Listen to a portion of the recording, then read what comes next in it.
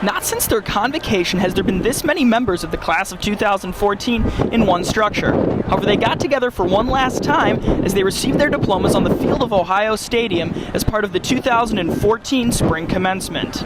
I've been at Ohio State for 7 years doing co-ops and internships, and so engineering's not an easy major, and so it's great to finally get out of here with a really successful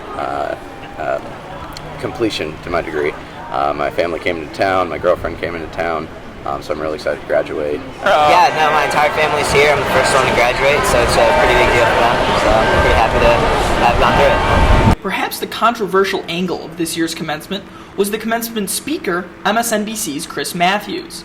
The backlash came when it was revealed that there was no student involvement in the choosing of Matthews for the speaker of the 406th commencement. I'm here today to speak, of course, about the future you're facing.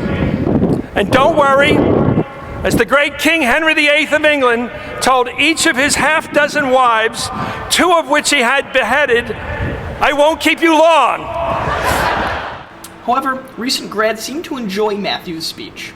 I think I did well. He tried to speak to everyone. Obviously, I've heard some things about him, but it's a commencement speech, so you got to take it in for what it is. They're trying to do as best they can for the university, so you just got to take it in stride. I think he did fantastic. I love what he had to say. The meaning of the speech was very fitting, I think.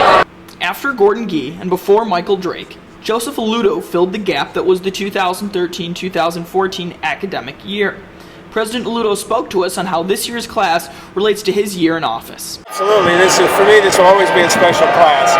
We've lived through this year together. There have been lots of changes affecting the university, and they've come through this brilliantly. They're going to represent this institution with great distinction, and I'm just delighted to be a part of it. For Buckeye TV, I'm Franz Ross.